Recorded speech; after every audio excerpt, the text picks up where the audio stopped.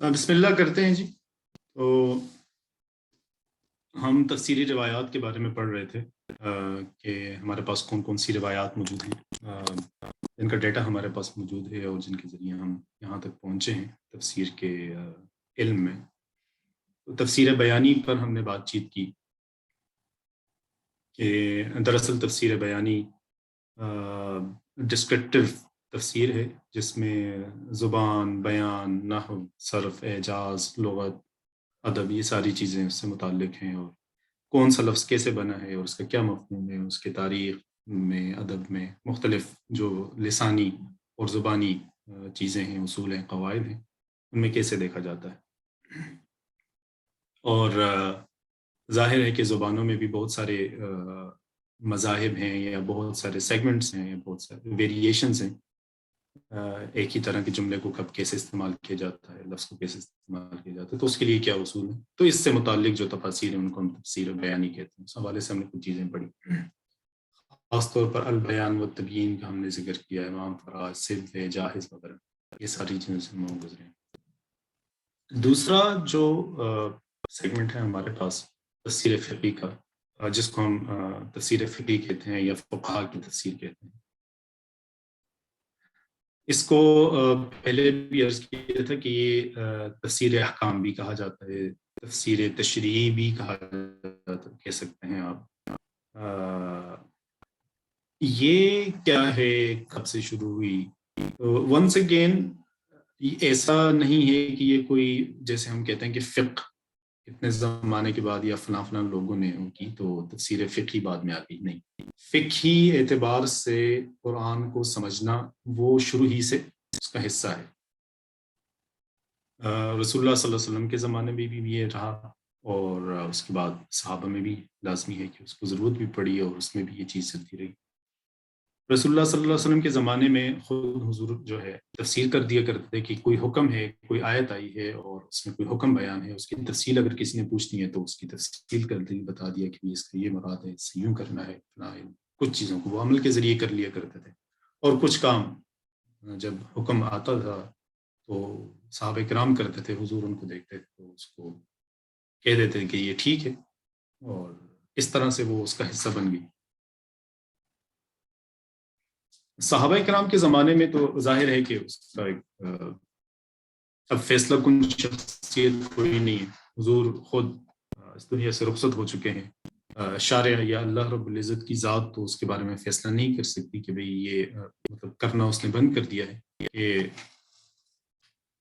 فلاں فلاں آیت سے یا فلاں حکم کی تفصیل کیا ہے. اب صحابہ کرام نے کر، تو صحابہ کرام کے درمیان اختلاف ہوتا بھی رہا. اختلاف جہاں پر جس چیز میں واقع ہوتا ہے، کسی بھی چیز کے تعین میں، وہاں سے اس چیز کی تفسیر بھی، تعویل بھی، تشریح بھی یہ شروع ہو جاتی ہے. اور بعض اوقات وہ تفسیر، تعویل کی جو انڈرسٹینڈنگ کسی کے دماغ میں ہو اور تب تک لوگوں کے سامنے نہ آئے، تب تک ہم کہتے ہیں کہ شاید اس کا وجود نہیں ہے. اس کو وجود تب بھی ہوتا ہے، لیکن وہ جب سامنے آتی ہے، آپس میں کانٹسٹیشن ہوتی ہے، تو پھر اس کو، اس کی تدوین کا سلسلہ یا اس کے اوپر عمل کا سلسلہ یا اس کے پنپنے کا ایک سلسلہ شروع ہو جاتا ہے. یہ میں نے ایک دو واقعات کا یہاں پر لکھا ہے، یہ بڑے ہی معروف ہیں، تقریباً ہر روایتی کتاب کے اندر آپ کو نظر آئیں گے، بلکہ ہر تفسیری کتاب میں بھی، تفسیر کی بھی جو پرانی کلاسیک ہیں ہمارے پاس، وہ ساری سب میں اس کا ذکر ہوتا ہے. سیدنا عمر رضی اللہ تعالیٰ عنہ کا اور حضرت علی رضی اللہ تعالیٰ عنہ کا آپس میں اختلاف ہوا ایک آیت کے بارے میں، ایک حکم کے بارے میں. اس طرح زید بن ثابت اور ابن عباس رضی اللہ عنہ کا آپس میں اختلاف ہوا. اور پھر یہ نہیں ہے کہ یہ صرف دو ہیں، یہ درجنوں ہیں، بیسیوں ہیں، کئی ہیں. آہستہ آہستہ آہستہ آہستہ وہ پنپتے اور بڑے ہوتے اور لوگوں کے سامنے آنا شروع ہوئے دلیل کے طرف. تو میں ہلکی سی ایگزامپل سامنے رکھنا چاہ رہا تھا، اس سے پرسپیکٹو سامنے آ جاتا ہے چیز کا. حضرت عمر رضی اللہ تعالیٰ عنہ کا اور حضرت علی رضی اللہ تعالیٰ عنہ کا آپس میں جو اختلاف ہوا، وہ اس نقطے پر ہوا کہ اگر کوئی پریگننٹ خاتون ہے اور اس کے شوہر فوت ہو گئے تو اس کی عدت کیا ہوگی؟ آیا جب اس کی ڈلیوری ہو جائے وہ، یا 4 مہینے اور 10 دن، جیسا کہ قرآن میں جی یہ دونوں چیزیں قرآن میں ذکر ہے. سیدنا علی اس پر کہتے ہیں کہ اس حکم کا، یا اس یہاں پہ یہ جو اس معاملے کے ساتھ جو حکم متعلق ہے، اس میں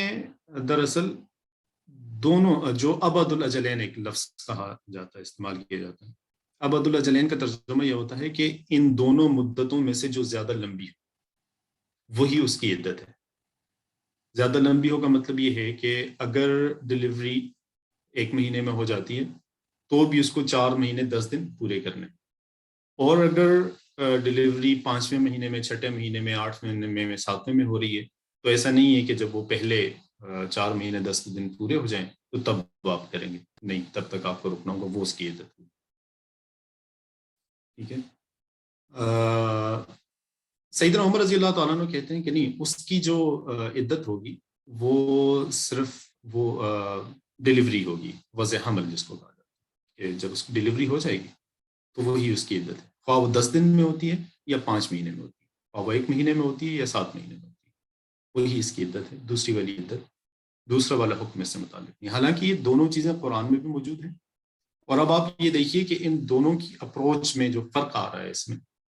ایک صاحب یہ فرما رہے ہیں، دوسرے صاحب یہ فرما رہے ہیں، کوئی سوچ بھی، تصور بھی نہیں کر سکتا کہ ان میں سے کوئی شخص جو ہے نا کوئی بدنیتی کے ساتھ یا کسی، یا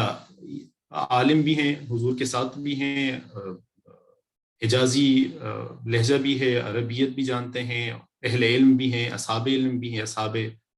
زمام بھی ہیں، یعنی سوسائٹی سے، سماج سے، دنیا کی چیزوں سے بھی واقف ہیں، اور حکم بھی کوئی ایسا یعنی کوئی، وہ کہتے ہیں نا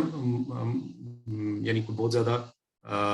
جس میں کمپلیکسٹی والا حکم بھی نہیں ہے، مسئلہ بھی کوئی جدید مسئلہ بھی نہیں ہے، پرانا ہی مسئلہ ہے، یعنی کوئی ایسی نہیں ہے کہ نئی کوئی صورت پیدا ہوگی تو اس کے بارے میں ان کے اختلاف ہو گیا۔ ایک ایسی چیز ہے کہ جو باللفظ قرآن کے اندر موجود ہے، متوفان ہا زوجہا، قرآن مجید کی آیت میں آتا ہے کہ یتوفان ہا زوجہا، اس کی جو آیت ہے، اس کی جو عدت ہے 14 اشہر و عشرہ، یہ پوری آیت میں لفظ ہیں، باللفظ ذکر ہے کہ 4 مہینے اور 10 دن ہیں، اور دوسرا بھی ذکر ہے کہ اس کا وہ ہوگا وضع حمل ہے۔ تو اب اگر کوئی ایسی عورت ہے کہ جس کو پریگننٹ بھی ہے اور شوہر بھی فوت ہو گئے تو اس کے بارے میں کیا؟ یہ باللفظ قرآن میں موجود نہیں، لیکن الگ الگ دونوں کے احکام موجود ہیں۔ تو اب ان کو کیسے دیکھنا ہے؟ سیدنا عمر رضی اللہ تعالیٰ عنہ کے آپ پورے جو اسٹرکچر کو دیکھیں، ان کے فیصلوں کو دیکھیں، ان کی زندگی کے معاملات کو دیکھیں، تو وہ معاملات میں کمپلیکسٹی کو جو ہے نا اختیار نہیں کرتے ہیں، وہ کمپلیکسٹی کے ساتھ نہیں سوچتے ہیں، سوچتے ہوں گے لیکن کمپلیکس ڈیسیجنز نہیں لیتے ہیں، وہ سمپل ڈیسیجن لیتے ہیں۔ ان کے ہاں یہ ہوتا ہے کہ ٹو دا پوائنٹ، اور بالکل سیدھا جو ایک معاملہ آپ کہہ سکتے ہیں کہ وہ ہونا چاہیے۔ سیدنا علی کے ہاں یہ چیز نہیں ہے، سیدنا علی چیزوں کو اور طرح سے دیکھتے ہیں، اور وہی والی ان کی جو اپنی آپ کہہ سکتے ہیں کہ جو ان کا اپنا ذاتی ذوق ہے، رجحان ہے، وہی ان کے فیصلوں میں یا ان کی شریعت یا اللہ کے دین کی طرف اپروچ میں بھی نظر آتا ہے۔ اس طرح زید بن ثابت رضی اللہ تعالیٰ عنہ اور عبداللہ ابن عباس رضی اللہ تعالیٰ عنہ کے درمیان چیز کے اختلاف ہے، یہ بھی معروف ہے بہت ہی زیادہ۔ ایک ہی آیت ہے، اس میں سے ایک صاحب جو ہے نا، حالانکہ دونوں کو قرآن کا عالم سمجھا جاتا ہے، دونوں کا نام ہے اس باب میں، تفسیر میں اور اس کام میں، یہ پڑھے لکھے بھی ہیں۔ زید بن ثابت سب کو پتہ ہے کہ حضور کے ساتھ رہے بچپن سے، اور عبداللہ ابن عباس بھی جو ہے نا یہ انہی کی طرح نوجوانی میں حضور کی زندگی انہوں نے دیکھی، اور یہ بھی قرآن کے عالم، وہ بھی قرآن کے عالم، یہ بھی قرآن پڑھنے پڑھانے والے، وہ بھی قرآن پڑھنے اور پڑھانے والے، اور سب کا سلسلہ جو ہے دونوں کا ایک ہی طرح ہے، لیکن ان کی اپروچ اور اس میں فرق آ جاتا ہے۔ یہ بات بتانے کا مقصد یہ ہے کہ فقہی تفسیر کا یا فقہی احکامی تفسیر کا آغاز حضور کے ساتھ ان کی زندگی میں بھی موجود ہے، اور ان کے بعد صحابہ میں بھی موجود ہے، اور پھر یہی چیز اسی طرح ٹریول کر رہی ہے۔ نیچے آپ تابعین کی طرف آ جائیں، پھر جب فقہا، امام شافعی، امام ابو حنیفہ، امام مالک رحمہ اللہ، ان کے ہاں بھی یہی چیز ہے، وہ بھی اسی طرح کر رہے ہیں، وہ بھی آیت کو دیکھتے ہیں اور حکم کے بارے میں ایک کی اپروچ اور ہو جاتی ہے، دوسری کی اور ہو جاتی ہے، اور وہ بیان کرتے چلے جاتے ہیں، بتاتے ہیں کہ فلاں آیت کے فلاں لفظ سے یوں ترجمہ ہے۔ یہ چیز چل رہی ہے، لیکن یہاں تک کوئی بھی ایسی تفسیر کتاب کے اندر، میں نے پہلے بھی عرض کیا تھا، وہ جب ہم تفسیر بالرائے پڑھ رہے تھے تو ایک پہلی بڑی تفسیر جو آتی ہے ہمارے سامنے اس کی کہ جو پوری قرآن کی تفسیر مدون طور پر ہوئی ہے وہ 6 صدی ہجری میں جا کر آتی ہے. تو کوئی تفسیر نہیں لکھی کہ پورے قرآن کی تفسیر ہو یا پورے احکام آیات احکام جو ہیں ان ساروں کی الگ پوری تفسیر اور اس کو لکھا جائے. ان ائمہ کے بعد فقہا ائمہ کے بعد تقلید کا عہد کہتے ہیں ہم جس کو کہ اس میں تقلیدی ایک رجحان پیدا ہو جاتا ہے کہ یہ فلاں بڑے عالم نے یہ چیزیں طے کر دی فلاں عالم نے, تو لوگ ان کی طرف رجوع کرتے ہیں اور ان کو مرکز بنا کر چیزوں کو آگے لے کر دیتے ہیں, ان کی انٹرپریٹیشن کو مرکز بنا کر ان کی بتائی ہوئی باتوں کو سمجھنے اور اس کے اوپر عمل کرنے اور اس کو آگے بڑھانے کا سلسلہ شروع ہوتا ہے. تو جو پہلی کتاب اس سلسلے میں ہمارے سامنے آتی ہے وہ ابو بکر الجساس کی ہے, فقہ حنفی کے بڑے امام ابو بکر الجساس, جساس کی احکام القرآن. یہ آپ اکثر و بیشتر جب بھی آپ ان علوم میں آئیں گے تو ان کی کتاب کا نام آپ سنتے رہیں گے. احکام القرآن انہوں نے لکھی, یہ 370 ہجری میں فوت ہوئے تھے. انہوں نے جو کتاب لکھی ہے یہ تفسیر کی کتاب نہیں ہے, اصول تفسیر جس کو آپ کہہ سکتے ہیں اس کی کتاب. اور اصول تفسیر میں وہ دراصل یہ طے کرنا چاہ رہے ہیں کہ قرآن کی آیات احکام کو یا قرآن کی آیات کا مفہوم و معنی جو ہے جب ہم لیتے ہیں تو اس کے لیے کیا طریقہ کار ہو, بنیاد رکھ رہے ہیں. بہت اہم ہے, مروج ہے, معروف ہے, موجود کتاب ہے. 370 ہجری میں جا کر, اب یہ دیکھیے آپ کے 370 ہجری میں یہ والی کتاب لکھنے سے پہلے کم از کم 200 سال فقہ کے پنپنے کے, اس کے انسان کی زندگیوں کے ساتھ ریلیونٹ ہونے کے پہلے اس کے قبول کا سلسلہ چل رہا ہے کہ بھئی آیا فقہ کوئی چیز بھی ہے یا نہیں ہے. اور پھر خاص طور پر فقہ تقدیری جس کو کہا جاتا ہے کہ سپوزڈلی مسائل کو بتانا, یعنی ایک تو یہ ہوتا نا کہ بھئی خنزیر کو کھانا حرام ہے یا حلال ہے, قرآن مجید میں آگے جو قرآن کی آیت سے ہمیں پتہ چل گیا. اب کسی نے پوچھا کہ بھی اچھا چلو اس کا گوشت تو حرام ہے لیکن کیا اس کا بیچنا بھی حرام ہے یا نہیں ہے؟ اچھا بیچنے کی یہ والی صورت اگر ہو تو کیا ہوگا, وہ والی صورت اگر ہو جائے تو کیا ہو جائے گا, ایسا ہوگا تو کیسے ہوگا, ویسا ہوگا تو کیسے. اس کو فقہ تقدیری کا ایک پورا سلسلہ ہے. تو کیا اس کی اجازت ضرورت ہے بھی یا نہیں, یہ پوری بحث چل رہی ہے پہلی صدی میں. پہلی صدی کے بعد 110 سے لے کر 200 بلکہ 200 سال تک یہ بڑی زبردست قسم کی بحث ہے. ایک دوسرے کے اوپر کفر کے فتوے لگ رہے ہیں, گمراہ کہا جا رہا ہے, خراب کہا جا رہا ہے, یہ غلط کر رہے ہیں, وہ فلاں غلط کر رہے ہیں, ایسا ٹھیک نہیں, یہ طریقہ غلط ہے. اس طرح کی بحث چل رہی ہے. امام ابو حنیفہ, مالک, حنبلی, شافعی, یہ سارے جو ائمہ ہیں یہ اصل میں اس بات کے اوپر بات ہے کہ یہ کس کی ضرورت بھی ہے یا نہیں ہے. جو بھی سوال ہو رہا تھا کہ تفسیر کی ضرورت کرنے کی ہے بھی یا نہیں, تو فقہ کی ضرورت ہے یا نہیں ہے, یا احکام کو سمجھنے کے لیے کسی اصول زاویے کی ضرورت ہے یا نہیں ہے, اس اپروچ کے ساتھ قرآن کو دیکھنے کی ضرورت ہے بھی یا نہیں ہے, یا دین کو دیکھنے کی ضرورت ہے یا نہیں ہے. ہمارے پاس صرف یہی ٹیکسٹ جو قرآن اور حدیث کا ٹیکسٹ کہہ دیں یا اس وقت اورل جو اس کا ایک ٹریڈیشن تھا وہی کافی. اس طرح کی یہ ساری چیزیں ڈسکس ہو رہی ہیں, ان کا آپس میں تعلق کیا ہے, کس کو کیسے ترجیح دے, کہ یہ سارے سوالات وہاں ڈسکس ہو رہے ہیں. لیکن جب یہ والا مرحلہ گزر جاتا ہے, اب اس کو ایکسیپٹ کر دیا گیا ہے, سوسائٹی نے یہ مان لیا ہے یا عرف میں یہ شامل ہو گئی کہ ہاں جی یہ واقعی ضرورت بھی ہے اور اس پر کام بھی کرنا ہے. تو اب پھر اگلا مرحلہ شروع ہوتا ہے کہ اس کی تدوین ہو, اس کے کوئی اصول نکالے جائیں اور اس کے اوپر کوئی کام کیا جائے. یہ وہ خارجی حالات ہیں جو کہ کسی بھی چیز کو پنپنے کے لیے, اس کو بڑھاوا دینے کے لیے کام آتے ہیں. وہ جو ایک ایسے یہ علم کے اندر کے خارجی حالات ہیں, کچھ باقی سماج کی کیا ضروریات ہیں وہ ہم دوسری طرف آگے جا کر پھر دیکھ رہے ہیں. بہرحال ایک ٹائم لائن کے حساب سے یا ویسے اس کی ویریئنٹس کے حساب سے دیکھیں تو فقہ حنفی میں امام ابو بکر الجساس کی 370 ہجری تک میں کتاب آتی ہے. پھر فقہ حنفی کے ملا جیون ہیں, ان کی تفسیرات احمدیہ فی بیان الآیات تشریعیہ, یہ ہمارے ہندوستان کے عالم ابن سعید کر کے ان کا نام ہے, ملا جیون کے نام سے مشہور ہیں. اور یہ پھر 11ویں صدی میں جا کر دوسری اس نوعیت کی بڑی اور اہم کتاب آتی ہے. درمیان میں چھوٹا موٹا کام آتا ہے لیکن وہ تفسیر یا قرآن کے تناظر میں نہیں ہے, وہ اوور آل پورے ایک سٹرکچر کے بارے میں آ رہا ہے. تفسیر کی وہ فقہ کی کتاب لکھی جا رہی ہے وغیرہ وغیرہ ساری چیزیں. ابو بکر الجساس کی جو تفسیر کی احکام القرآن ہے, اس کی بڑی دلچسپ, اچھا فقہ کا ایک اہم چیز بھول گیا تھا بتانا, وہ یہ بھی ضروری ہے کہ فقہ کی ابواب کی اپنی ایک ترتیب. فقہی ابواب ایک خاص طریقے کا سلسلہ ہے. جس میں یعنی زندگی کو اور زندگی کے ساتھ جڑنے والی چیزوں کو زیادہ، پھر اس سے کم، پھر اس سے کم، پھر اس سے کم، اس طرح سے اس کو جو ہے نا بیان بھی کیا جاتا ہے، اس طرح اس کو لکھا بھی جاتا ہے. مثال کے طور پر فقہ کی ساری کتابیں کتاب الطہارت سے شروع ہوتی ہیں. ٹھیک ہے جی، طہارت، کیونکہ جی آپ پیدا ہوئے ہیں تو اب آپ نے خدا کی طرف متوجہ ہونا ہے، تو اس کے لیے آپ کو طہارت کی بھی ضرورت ہے، یا وضو کرنا ہے، یا صاف رکھنا ہے اور غسل کرنا ہے وغیرہ. یہ یہاں سے شروع ہوتی ہیں، پھر اس کے بعد کتاب الصلاۃ آتی ہے، پھر اس کے بعد کتاب الصوم آتی ہے، پھر اس کے بعد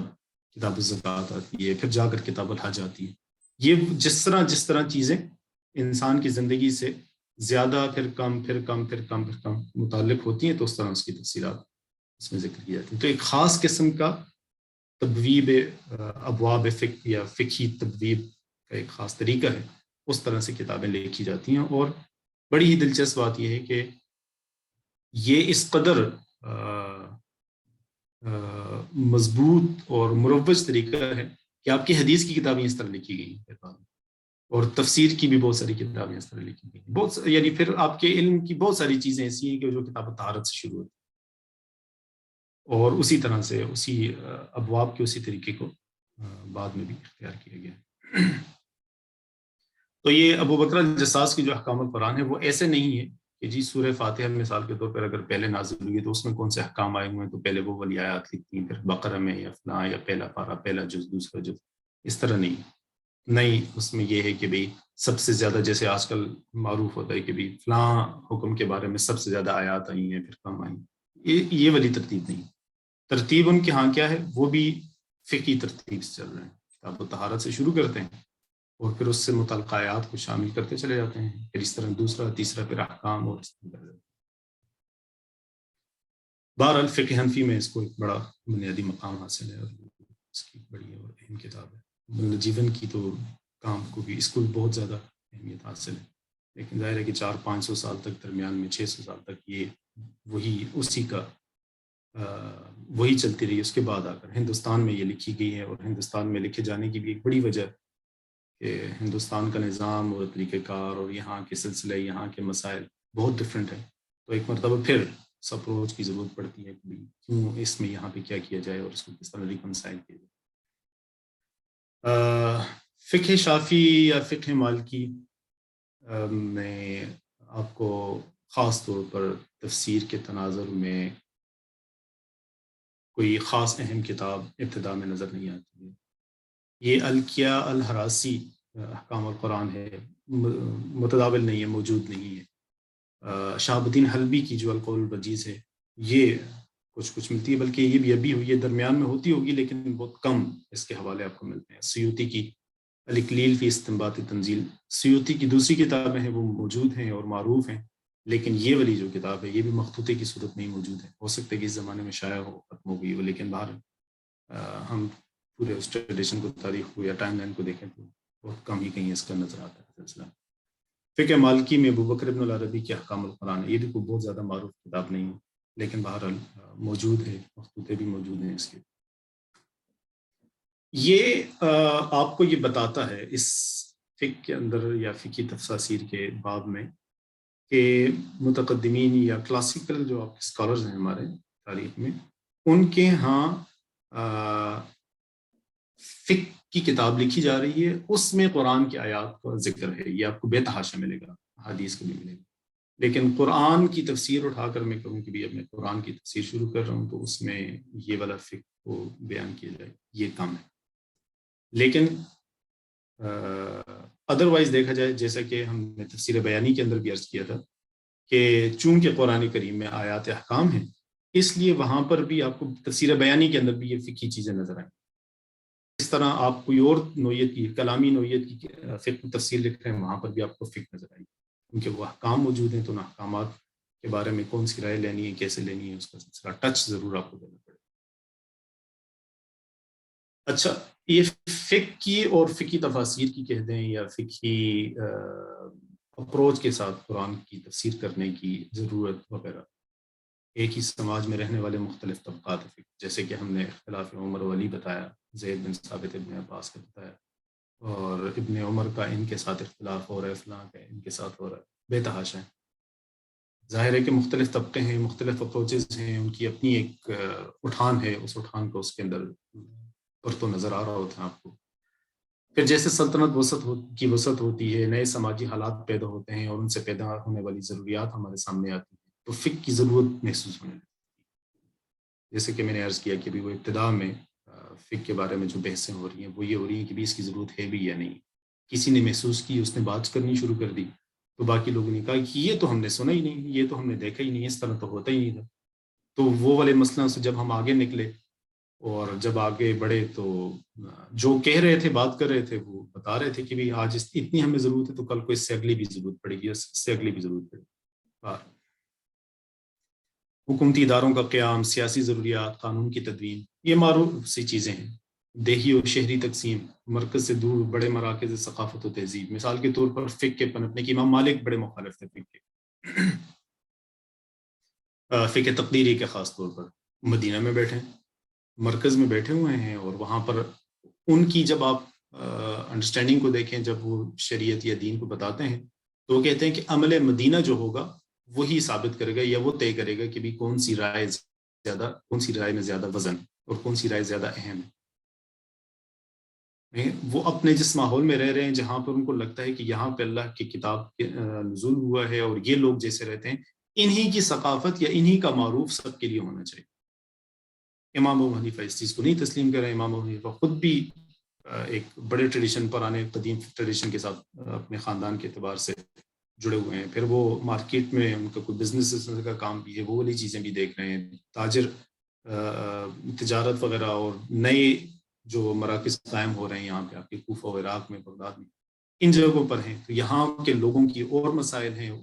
یہ اور طرح کی اپروچ کے ساتھ آ رہے ہیں. تو یہاں کی جو چیزیں ہیں، اس تقسیم نے اس علم کی بنیاد اور ضرورت کو محسوس کروایا اور وہ چیزیں آگے بڑھنے لگی.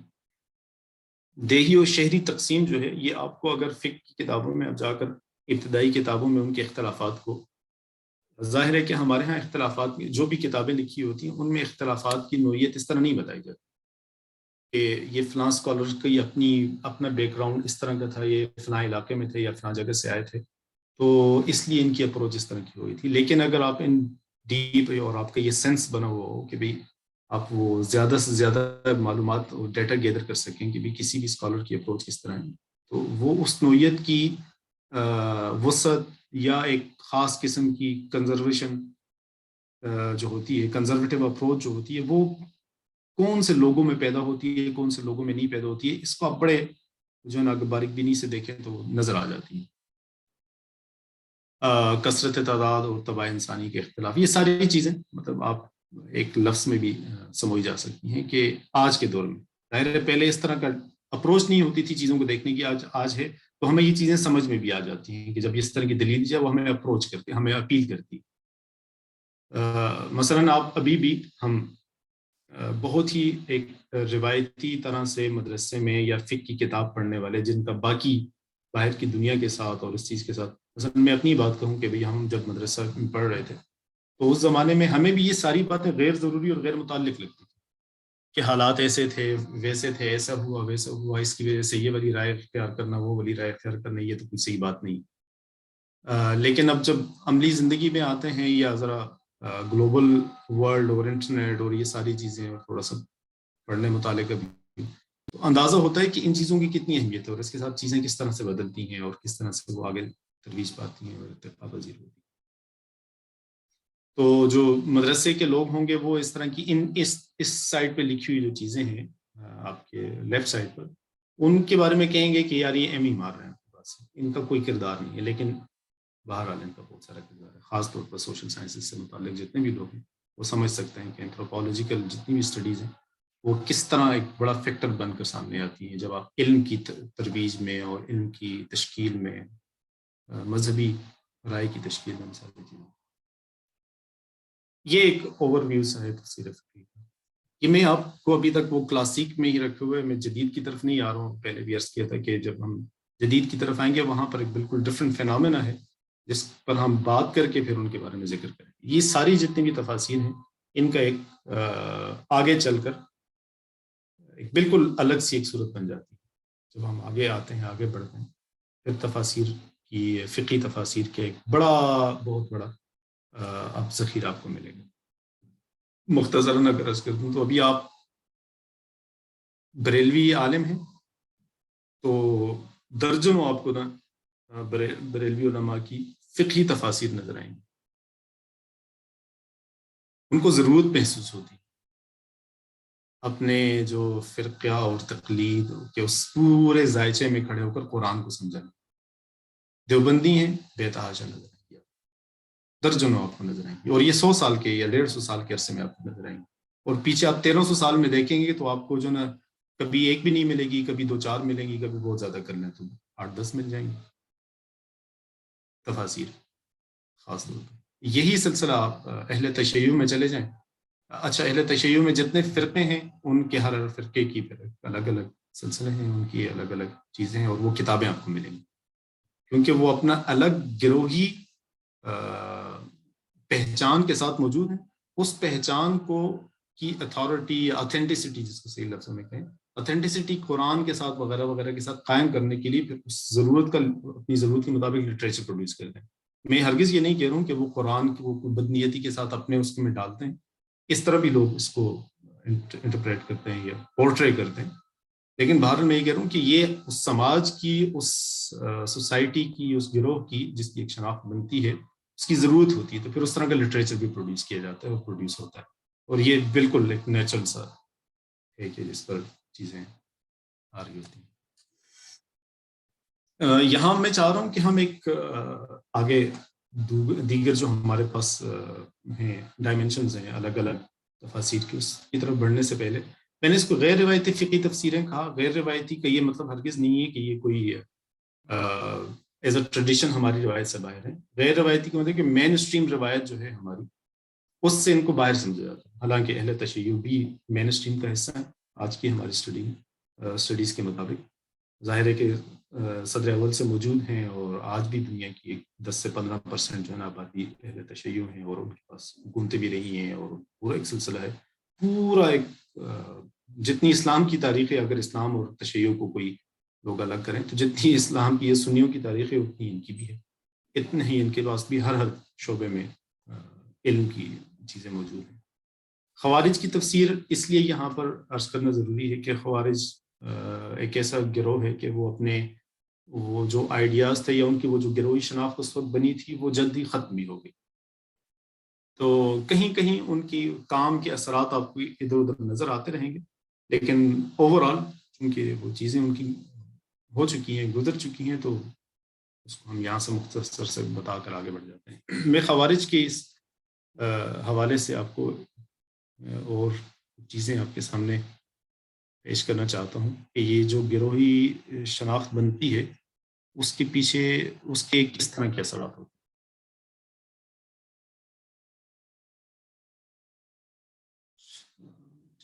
ہیں.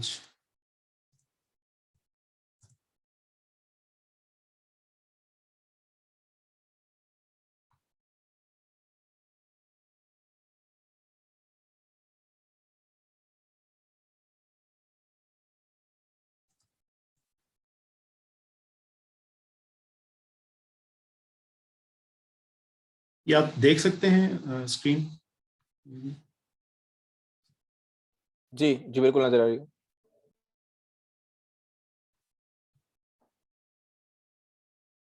خوارج کیا تھے اور ان کے کیا عقیدے تھے اور ان کی کس طرح سے وہ پیدا ہوئے. ظاہر ہے یہ ایک لمبی بحث ہے، کبھی موقع ملا کسی زمانے میں تو پھر ہم اس طرح کریں گے. بس یہ ان کے 2-3 انہوں نے جو کتابوں میں جن کا ذکر آتا ہے وہ ان کے 3 الگ الگ گروہ کے لیں یا الگ الگ آراء رکھنے والی کچھ لوگ ہیں. یہ جیسے ان کا ایک کا نام انہوں نے یہاں پہ لکھا ہوا ہے الازارقہ. یہ ایک عالم ہیں ان میں، نافع بن الازرق. ان کا جو ہے ان کے متبعین کو یا ان کو بڑا ماننے والوں کو، جیسے کہ آج کل ہمیں غامدی کہا جاتا ہے لوگوں کو، تو بہرحال وہ کوئی غامدی صاحب کے اس طرح کے سچ پیروکار تو نہیں ہوتے، لیکن ان کی رائے کو اختیار کرنے والوں کو کہہ دیا جاتا ہے. تو یہ ازارقہ ایک ہیں جو نافع ابن ازرق کے متبعین میں سے ہیں. اب ایک کو نجداد کہا جاتا ہے. یہ بس نجدہ ابن عامر ایک شخص تو ان میں عالم تھے، تو ان کا کی وجہ سے ان کو کہا جاتا ہے. ایک اور بھی ہیں، یہ السفریہ کہا جاتا ہے، زیادت بن اثر کے اس سے ہیں۔ عبازیہ، اب عبازیہ کا ذکر آپ اکثر سنتے رہیں گے، زیادہ ان کا ہوتا ہے کیونکہ یہ ذرا زیادہ لمبے عرصے تک موجود بھی رہے ہیں، اور ان کی آراء کو بہت ساری جگہ پر کہیں نہ بہت ساری جگہ، کچھ جگہوں پر ان کو تسلیم بھی کیا گیا۔ یہ انہوں نے بھی آگے لکھا ہے نا، عادل و فرق الخوارج، کہ خوارج کے مختلف فرقوں میں سے یہ سب سے زیادہ معتدل مزاج تھے، واقربوها الی تعلیم اہل سنت، اور ان میں سے یہ جو ہے اہل سنت کی جو تعلیمات ہیں ان کے بھی بڑے قریب تھے، یہ ساری چیزیں اس میں ہیں۔ تو اس وجہ سے عباضیہ فرقے کا ذکر بھی آتا ہے، اور یہ معروف بھی ہے نسبتاً باقی۔ اچھا، اب یہ دیکھیے نا کہ یہ گروہی تأثر، ایک تو ان کا ایک پہلے ان کے منہج کو تھوڑا سا ڈسکس کر لیتے ہیں، کہ ان کے بڑے بڑے جو اختلافات تھے باقی لوگوں سے، ان میں ایک معروف سا ان کا اختلاف یہ تھا کہ یہ کہتے تھے کہ جو گناہ کبیرہ کا مرتکب آدمی ہوگا وہ کافر ہو، یعنی گناہ کبیرہ کے ارتکاب کا مطلب کفر کرنا، اور یہ قرآن کی آیات سے لیتے ہیں ساری۔ یہ دیکھیے انہوں نے جو نا یہ کہا کہ قرآن مجید میں اللہ تعالیٰ نے کہا ہے کہ بھئی لوگوں کو حج بیت اللہ کرنا چاہیے جس کے پاس استطاعت، اور جو کفر کر دے تو اللہ تعالیٰ تو اس سے وہ ہے غنی ہے اور بے نیاز ہے۔ وہ من کفر کا ترجمہ کفر کا مطلب انکار کرنا ہوتا ہے یا منہ پھیرنا ہوتا ہے، تو یہ کہہ رہے ہیں کہ بھی چونکہ یہاں پہ کفر کا لفظ استعمال ہوا ہے، اور یہ اس کے مقابلے میں ہوا ہے کہ لوگوں کو اللہ کے گھر کی حج بیت اللہ کرنا چاہیے، ٹھیک ہے، یہ اللہ تعالیٰ کا حکم ہے۔ تو جو نہیں کرے گا فجعل تارک الحج کافر، بس جی اب چونکہ جس نے جو نہیں کرے گا اس کو کفر کا یا کافر کہا ہوا ہے، اس لیے جو نہ تارک حج نہ کرنے والا کافر۔ اچھا جی، ایک اور دلچسپ، انہ لا ییأس من روح اللہ الا القوم الکافرون، کہ اللہ تعالیٰ کی رحمت سے نا امید صرف وہی ہوتے ہیں کہ جو کافروں کی قوم میں ہوتا ہے۔ اب یہ پہلے یہ دیکھیں کہ بھی فاسق کو یعنی گنہگار کو پہلے تو یہ ثابت کرتے ہیں کہ وہ اللہ کی رحمت سے مایوس آدمی، پھر اس کو کہتے ہیں کہ چونکہ اللہ کی رحمت سے مایوس آدمی کافر ہوتا ہے، اس کو کافر بناتے ہیں۔ اب یہ دیکھیے کہ والفاسق لفسقہ و اصرارہ علیہ، فاسق جو انسان ہے وہ اپنی گناہوں کی وجہ سے اور گناہوں کو بار بار دہرانے کی وجہ سے اصل میں وہ اللہ کی رحمت سے نا امید ہو جاتا ہے۔ مثال کے طور پر ان کے کہنے کا یا وضاحت کے لیے ان کے کہنے کا مطلب یہ ہے کہ گناہ کرنا دراصل اس بات کی نشاندہی ہے کہ اللہ کی رحمت کی طرف کسی کی توجہ نہیں۔ ایک تو ایک مرتبہ چھوٹا گناہ جس کو ہم گناہ صغیرہ کہتے ہیں کیونکہ غلطی ہو، لیکن بڑا گناہ کرنا یا پھر اس کو بار بار کرنا یا چھوٹے گناہوں کو بھی بار بار کرنا، یہ تو دراصل ایسا ہی ہے کہ جیسے جو ہے آپ اصرار کر رہے ہیں اس بات کے اوپر کہ بس میرا تو معاملہ ختم ہے، میرا تو خدا کے ساتھ کوئی تعلق نہیں یا وہاں سے میری کوئی رحمت نہیں، اس لیے یہ اللہ کی رحمت سے مایوس ہے۔ اور چونکہ قرآن میں لفظ میں آیا ہوا ہے کہ جو اللہ کی رحمت سے مایوس ہو تو وہ کافروں میں سے، اس طرح یہ بے شمار مثالیں۔ اس کی بنیاد کہاں رکھتے ہیں وہ اس طرح کی چیزوں کی لینے کی؟ یہ اس کی دلیل دیتے ہیں کہ قرآن کریم میں مذہب میں جو ان کا ہے وہ ان کی جو اپروچ ہے وہ یہ ہے، فَأَصْبَحُوا لَا يَنْظُرُونَ إِلَى الْقُرْآنِ إِلَّا عَلَى ذَوِيهِ، کہ قرآن کو نا بس اس کے سطحی یا لفظی یا ظاہری معنی کے اوپر لینے، ٹھیک ہے، اور ظاہری سے معنی لے کر اور اسی کی وہ کر کے آگے بڑھتے رہتے ہیں۔ یہ اس کے اسباب یا وجہ ذکر کر رہے ہیں۔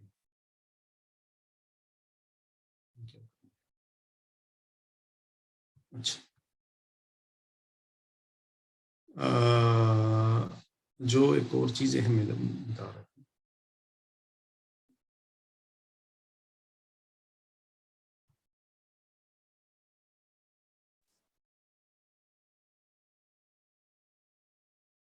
دیکھیں گروہی چونکہ ایک پہچان ضروری ہو جاتی ہے، اور خاص طور پر جو چھوٹے گروہ ہوتے ہیں ان میں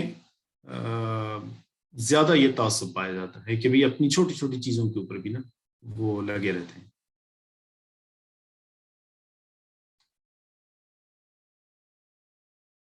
بعض جو یہ یہاں پر یہ کہہ رہے ہیں کہ اوپر جو ہم نے پڑھا کہ ان میں ایک نافع بن الازرق تھے اور دوسرے نجدہ بن عامر بھی تھے، تو یہ کہہ رہے ہیں کہ نافع بن ازرق ہیں، یہ تقیہ جو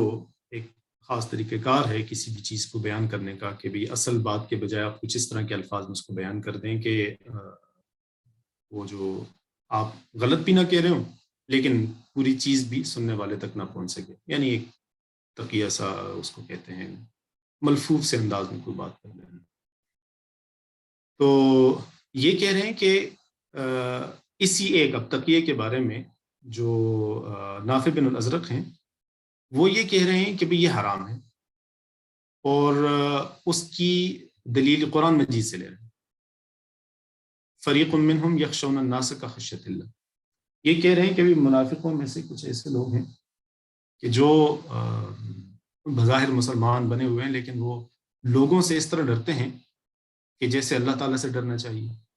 یعنی اللہ تعالیٰ سے ڈر کر کوئی کام کرنا ہے تو کرنا ہے، کچھ رکنا ہے تو رکنا اللہ کے ڈر سے ہونا چاہیے۔ لیکن ہم کچھ لوگ ایسے ہوتے ہیں کہ جو لوگوں کے ڈر سے کچھ کام کرتے ہیں، کچھ کام چھوڑتے ہیں، اور تقیہ بھی ایسا ہی ہے کہ بھی اپنی بات کو یا اصل حقیقت کو ظاہر کرنے سے لوگوں کے ڈر سے چھوڑنا، چونکہ یہ ان کی منافقین کی یا اچھے کم اچھے یا غیر اچھے مسلمانوں کی نشانی کے طور پر پیش کیا گیا ہے، اس لیے وہ کہتے ہیں کہ بھی یہ جائز نہیں۔ اب اسی گروہ کے اندر نجدہ بن عامر ہیں، وہ کہتے ہیں کہ جی جائز ہے، اور قرآن کریم کی دوسری آیت سے لیتے ہیں کہ جہاں پہ سیدنا موسیٰ کا واقعہ ذکر ہوتا ہے اور اس میں کہا جاتا ہے کہ وہ جو ایک بندہ تھا کہ وقال رجل مؤمن من آل فرعون یکتم ایمان، کہ وہ جو ایک شخص نے گواہی دی تھی کہ وہ اپنے اصل میں تو مومن تھا لیکن ماحول اور اس کے خوف سے اس نے اپنے ایمان کو چھپایا ہوا، چونکہ وہ ایک شخص نے نیکی کی گواہی بھی دی اور اللہ تعالیٰ نے اس کی کوئی برائی بھی نہیں کی، اس کو غلط بھی نہیں کہا، تو وہ اس کی جواز کی بھی دیتے ہیں۔ یہ وہ جو داخلی طور پر گروہی اختلافات ہوتے ہیں یا آراء کے اختلاف ہوتے ہیں، اس کی بنیاد پر تفاسیر کی جاتی ہیں یا قرآن مجید کی آیات کو تفسیروں کو دیکھا گیا ہے، یہ اس کی ایک ایگزامپل میں دینا چاہ رہا تھا کہ ہمارے سامنے رہے۔ یہ بھی صرف ان کے ہاں نہیں ہے، ہر جگہ پر اس طرح ہے، خاص طور پر ابھی جب ہم جدید تفاسیر کی طرف آئیں گے تو پھر ہمیں پتہ چلے گا کہ کس طرح سے وہ چیزیں نظر آتی ہیں، بریلویت، دیوبندیت، اہل حدیث وغیرہ وغیرہ، مختلف فرقے گروہ جو ہیں، پھر ان کے اندر کی جو تقسیمیں ہیں ان کے ہاں مماتی، حیاتی وغیرہ وغیرہ وغیرہ جتنی بھی چیزیں، یہ کس طرح سے وہ قرآن مجید کو یا تفسیر کو دیکھ کر سمجھ۔ تفسیری منہج ان کا ہے کہ بڑے ظاہری سا اور بڑے کٹر سا اور متعصبانہ سا ان کی اپروچ ہوتی ہے قرآن مجید میں، اس کے مختلف گروہ بھی ہیں، اہم عقائد غیر ضروری سی چیزیں ہیں، کوئی خاص اسی وہ ہے نہیں ہے۔ اہل تشیع پورا ایک سلسلہ ہے، اس پہ کوئی جو ہے 8 9 10 جو ہے نا ان کے مختلف فرقے یا گروہ ہیں۔ بہائی بھی اہل تشیع کی قسم ہے، اور امامیہ، زیدیہ، اثنا عشریہ، بے شمار ہیں، کئی ہیں، عبیدیہ، تو وہ سارے ہیں، ان کی الگ الگ عقیدے، الگ الگ ان کی گروہوں کی تفسیریں، پورا ایک سلسلہ ہے۔ میں صرف اس کو یہاں پہ ایک اس کے طور پہ عرض کرنا چاہ رہا تھا کہ ہم ایک اوور ویو کے طور پہ پتہ چلے کہ اس دور میں یہ والی چیزیں بھی شروع ہیں، موجود ہیں اور چل رہی ہیں۔ بہائی تفسیر ذرا بعد میں جا کر آتی ہے، لیکن بہت زیادہ بعد میں جا کر نہیں آتی، یہ بھی بابی بھی ان کو کہا جاتا ہے۔ یہ وہ ایک سلسلہ ہے کہ جب آپ کے ہاں انڈرسٹینڈنگز ڈیولپ ہونا شروع ہوگی، جب آپ نے یہ تسلیم کر لیا کہ ہماری ضروریات ہیں، اور قرآن مجید کو سمجھنے کے لیے یا دین کو سمجھنے کے لیے ہم نے ان ضروریات اور یا خارجی دلائل کے ساتھ دین کی تعیین اور اس کی تشریح اور تعبیر وغیرہ کرنی ہے، تو اس سے آگے پھر ابتدا میں بات یہ ہوتی ہے اس کے اوپر کہ بھی کیا ہو اور کیا نہیں ہو، اور جب وہ ہو جائے تو اس کے بعد پھر یہ سلسلہ شروع ہو جاتا ہے کہ اب ہم نے اس کے آگے اس کی کیا ویریئنٹس ہو سکتے ہیں، اس میں کس کی کیا رائے ہے، کون اس کو کیسے دیکھتا ہے، یہ ساری چیزیں۔ تقلید بھی چونکہ شروع ہو جاتی ہے کہ جب ایک آراء منضبط ہونا شروع ہو جاتی ہیں تو پھر اس میں الگ الگ رائے پر عمل کرنے والے لوگ اپنے جو ان کے خاندانی حالات ہیں یا جس سماج میں، سوسائٹی میں، جس علاقے میں پیدا ہوں، ان حالات کی وجہ سے یا کسی ضرورت کی وجہ سے یا کسی دلیل سے متفق ہونے کی وجہ سے وہ الگ الگ جب آراء اختیار کرنے کی ان کو ایک اجازت یا وہ موقع ملتا ہے، تو پھر اس کی وہ ایک گروہی تعصب بھی اس کے ساتھ شروع ہو جاتا ہے، وہ اپنی پہچان کے ساتھ جڑی ہوئی چیز، جب پہچان کے ساتھ جڑی ہوئی چیزیں شروع ہوتی ہیں تو پھر وہ اس سے نئے نئے سلسلے پیدا ہوتے ہیں۔ فقہی تفاسیر میں یہ بات سمجھنے کی ضرورت ہے کہ یہ سارے جو سلسلے شروع ہوئے ہیں مختلف گروہوں کے،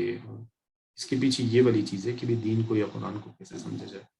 اور اس کو سمجھنے کے لیے ہمیں ٹیکسٹ کے علاوہ بھی کوئی چیزیں ہمارے لیے قابل غور ہیں یا نہیں۔ یہاں تک میرے خیال میں کافی ہے، پھر آگے بڑھتے ہیں، سوال جواب لے لیتے ہیں۔